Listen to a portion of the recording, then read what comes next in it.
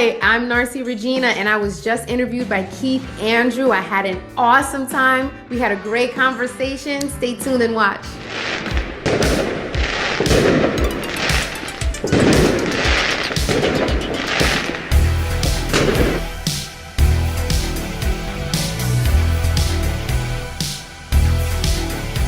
Ladies and gentlemen, welcome to the KeithAndrewNetWork is 1055. As you heard from the recommendation, we're here with a good friend of mine, a beautiful guest who always puts up with me, and she's only here on the KeithAndrewNetwork. With that being said, half hour every time, freedom of speech, self-expression. I have no cards up my sleeve, and like I said, normal conversation, making a new friend. And everyone thinks it's a hashtag, make a new friend. It's like, oh, that sounds cool, corny. I have poor social skills. Doing interviews, it's my way of saying making a new friend. So, I know I'm a loser, but Oh, whatever. you're not. So the first question I want to ask you is tell our audience a little bit about yourself. Okay, so my name is Narci, and I know this thing here, I have to change it. That's my husband's name. Um, my name is Narci Regina, and I am an actress. I've been an actress, a professional actress for, I guess, about going on 9 years now. And yeah, I just fell into it after doing something else completely different. I used to be a licensed speech therapist, and I love that. But then God called me to do something completely different, and I've been acting for the past 9 years and loving it. Primarily TV and film now. Absolutely. But we have some great questions. Any other ones you can just tell me to shut up about. And you can ask me anything you want. Like I said, normal conversation. I ask you, you ask me. And that's where making a new friend comes in. It isn't like, well, tell me about yourself. Okay, that was the interview. Bye. No, when I talk to someone, it's like a transaction. You get something out of it, I get something out of it. So it Yeah, isn't one of those formal copy and paste things because those are boring. yeah, yeah. So Agreed. the next one I would ask you is I'm going to ask you some easy ones and some ones that may come out of left field. Don't judge me, but you can throw it back at me. When you were in college, what did you major in? Biobehavioral health and pre-medicine. Did you ever want to be a nurse? I wanted to be a doctor. I wanted to be a pediatrician. Oh, nice. I took the MCAT and everything. If you don't mind me for asking, what made a transition from wanting to be a doctor to an actress? Well, I took the MCAT, I graduated, and I didn't love it anymore. Like I just wasn't feeling it, you know? And then I took a break and I started working in Staten Island, New York as a service coordinator for early intervention. And I learned about speech therapy and speech language pathology, and I was like, this is what I like. And then I applied to grad school, and I went to grad school for 3 years, and I got my master's in that and was licensed in that and worked in that until acting. And I didn't start acting till after I was married and had my kids, which was a very strange time to start it, but that's how it happened. So I think if anything helped me make the transition, God told me to do it, and my kids just becoming a mother really pushed me into being more creative. Hey, as long as you're happy, that's all that really matters. Hmm. Now, I'm going to ask you about the doctor thing, but actually, let me ask you because there's a whole bunch of other questions I want to ask you. But the next one I want to ask you is changing up. I had a whole list of cards to ask you, right? But when just change the order. What's the pandemic? This is going to sound like an oxymoron. Was the pandemic, do you think it was a blessing in disguise? Now, with that being said, a lot of people died, and I understand that, but it's just not an easy thing. But the reason I say a blessing is a lot of people were, bitching and moaning, saying, oh, I wish I can stay home and do nothing, work from home, school from home, everything, blah, blah, blah from home. Now, thanks to the pandemic, you got it. But the reason I say blessing is it gives people an opportunity to sit back and refocus your life, refocus your career, put certain priorities into focus that you were normally wouldn't do or you would do, but Mm. I'm so busy, I have so many priorities. But now that we're past tense under house arrest, we had time to look under the different priorities. Do you think and feel differently now than when you were out before the pandemic? I say that I think there were pros and cons to the pandemic, and the shutdown, right? So I say for me, it was rough because I had school age kids. So, and I had to, be their teacher. And we were kind of like thrust into it. So while I was in the moment, it didn't feel like a blessing. Like I was crazy stressed. Um, but I think looking back on it, definitely like it didn't change me from what I was doing because I was still acting at the time. It just changed the whole landscape of how people auditioned now because everything is self-tape. And that for me was a blessing because I could do it from home and around my kids' schedule. Um, but yeah, I think when it comes to that, where people were really trying to like refocus and try to do something completely different with their lives. I know a ton of people that just change career paths completely and they're doing things that make them happier. And their life more fulfilled because then it's like, wow, is the world coming to an end right now? This is a total possibility. And I feel like for a certain section of people, yeah, that was a blessing in disguise. But I wouldn't say that for everyone because I know some people, and even me myself, like my mental health was challenged at the time. A lot of people are still recovering from that, from being shut in, and that wasn't a blessing for them. But I think we can find the blessing in it, even if it wasn't a great experience for us, which is what I had to like focus on and try to do. Like, okay, God, there's a blessing in here somewhere. I'm struggling, but I know it's in there somewhere. It's funny. Well, there's two things. Everyone's like, "Oh, we gotta stay home for a whole year." Fine by me. I can do my talk show. Yeah. Is that when you started with your show? Is that when it like took off for you? Well, I started it back in high school, back in 2004, 2005, but I wasn't taking it seriously. Long story short, a couple years after, I worked in a retail store and I got sick, and I'm like, I don't want to do this anymore. And from 2007, 2008, I was having panic attacks. I was throwing up. I couldn't go out without having severe anxiety. Yeah. So, good news is I got disability money out of it. Bad news is I couldn't really work. So I slowly went back to work. Sorry, having it. And we went back to work, and I was at US Polo, nice store. I'm not crazy about who I worked with, Mm, and I was like, okay, this is good, but I don't want to do this anymore. mm, And I used my brother for an inspiration, and I'm like, oh, if he can do it, I can do it too. And I say this for all the other years. I'm the youngest out of four brothers and one sister. The brother before me used to say, for an example, I'm pulling out a busher because I haven't said it in a long time. mhm. Oh, I don't know what to do with my life. I don't know what to do. My dad's like, go talk to your brother, go talk to your sister. They know people. They can put you in the right direction. What about you? What about me? What about you? You don't shut up. You piss people off. You have diarrhea of the mouth. You're not educated. You're not qualified. You can't hold down a job, and it just you're not qualified. So I said, PG, PG 13, whatever. I said, screw it. I'm going to show you with a disability. Look at what I'm able to accomplish for 10 and a Yeah. half years.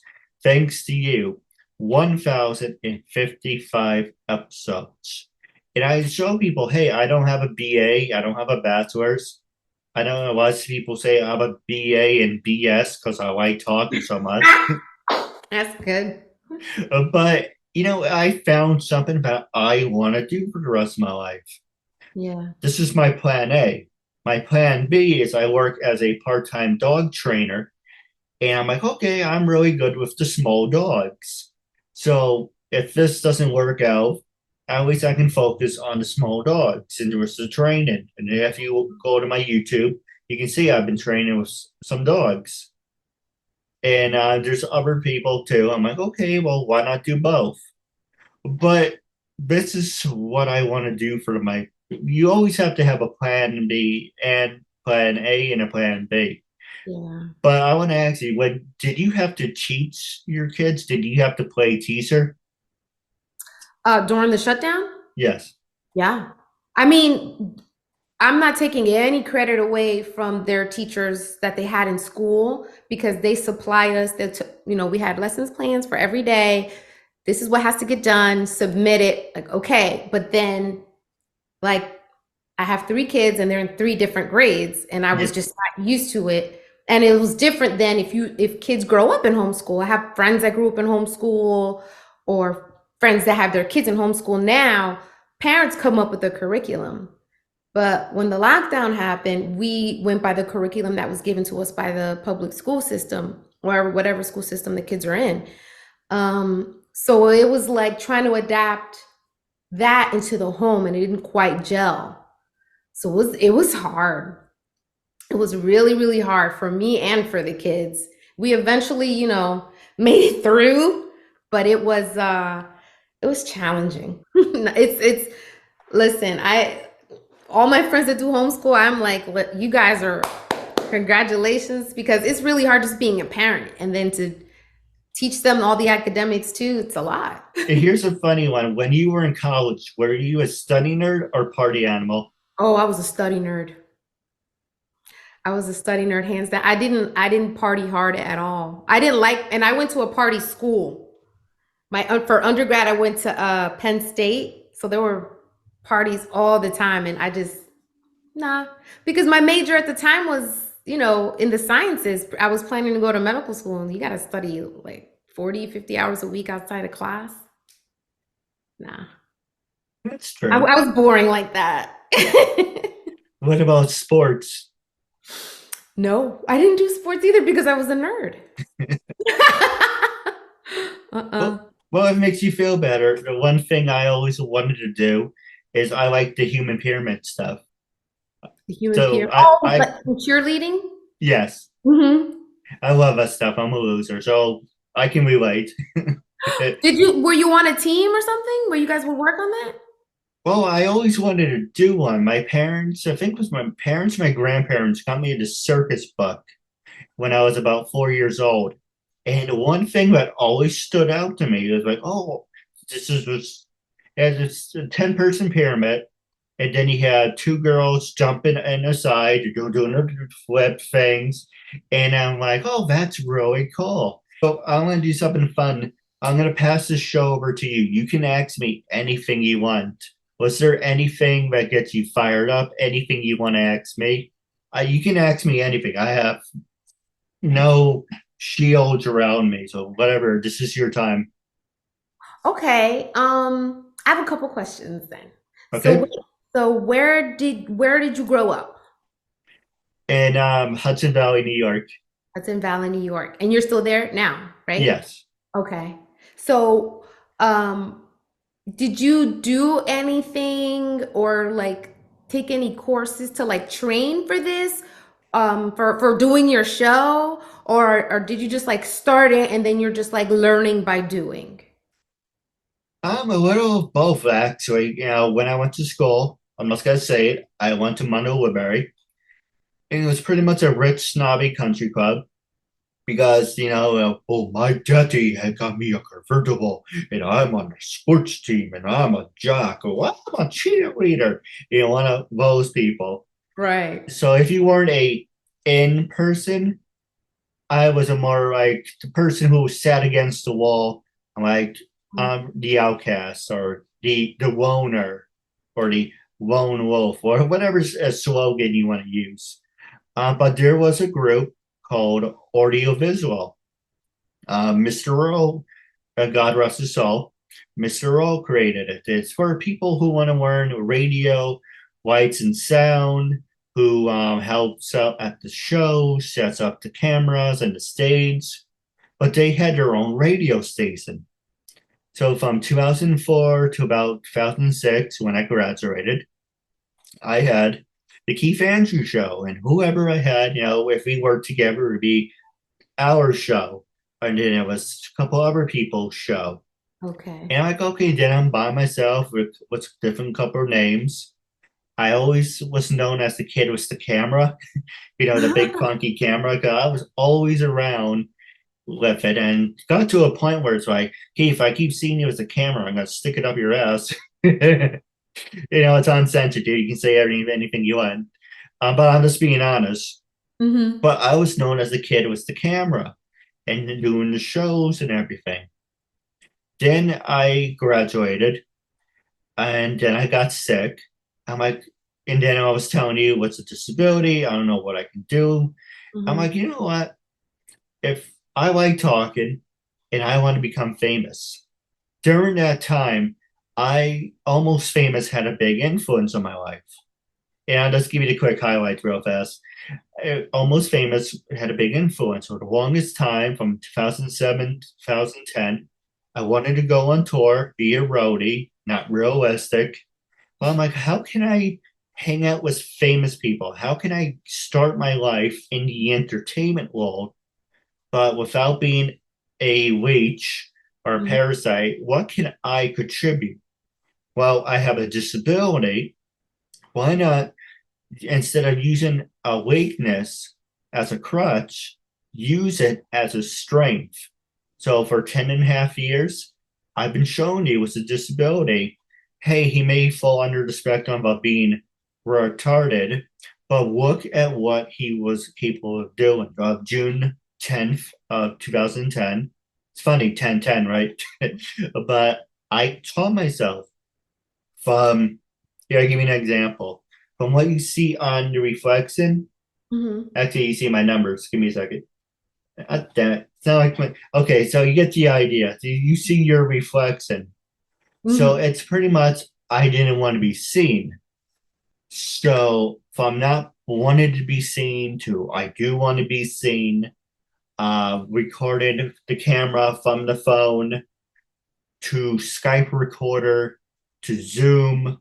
You see a process for 10 and a half years. Well, he really learned. He really, took it seriously from someone who's like, I just want to interview people. It's not about me. I don't want to be seen on the camera. To someone saying to my brother, if he really wants to be taken seriously, he needs to put himself out there and he needs to be seen. Otherwise, it's kind of like, what the hell are you doing? Right, So right, I taught myself pretty much everything. right. That's awesome. It would be cool. Like, I maybe you've done this already. Like, did you make like a quick little reel or something of like how your first show was and then like progress to like where it is now to see the growth? I thought about it and I just need to motivate myself to do that. I hear you. It's Uh, work. like I said, 1,000 episodes. I have to pick the good ones. I mean, I'm now on TikTok and I do recommendations. I replay the recommendations I have, but I am working on a short video of people who I interviewed, but that is a good idea. But if you're interested, I'd like to invite you to be part of my network if that's something you'd be interested in. Sure. Like network, like the You where we're can, doing now, the interviews or yeah, you can do your own interview. You can have your own show. We can do our show, whatever you want to talk about. Whatever I can do to help you, I would love to do that for you. oh, thank you, Keith. I know I'm a bad flirt. No, you're very kind. That's just being kind, That's in my true. opinion. Yeah. So, with the last 4 minutes left, was there anything you want to talk about? I know you mentioned the strike off there. Did you want to? hint towards that or not really? Yeah, well, if a lot of people don't know, SAG-AFTRA and the Writers Guild is on strike right now. So there's no work being done. We can't promote or talk about any TV or film, but it's for a really, really good cause. And I feel like everyone in the Writers Guild and everyone in SAG-AFTRA, they're holding the line, and we're all standing in solidarity to, for every actor and every writer to be compensated fairly, to not have our jobs threatened by AI, and self-taping regulations, and a better prospect for writers to be able to move up in their careers. It's really important this time. I mean, it's difficult for all of us, but it's a really, really important time. And this is like history in the making right now. Well, let me ask you, what's the difference from this strike and the strike in 2008? So the strike in 2008, the writers went on strike in 2008, for kind of kind of the same reasons. This strike is lasting a lot longer. I think that strike in 2008, if I'm incorrect, I may be incorrect, it lasted about 100 days. Yeah. But now for the writers, it's gone like 140 days right now. And now it's a double strike, because now SAG-AFTRA is on strike too. We weren't on strike in 2008.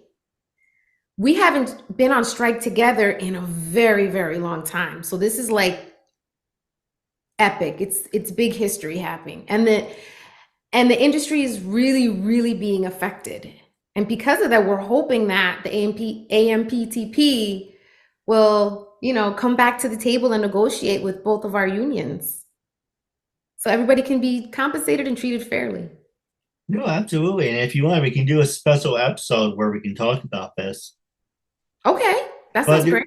the one I have thing my strike T-shirt. I should have put on my SAG-AFTRA on strike T-shirt.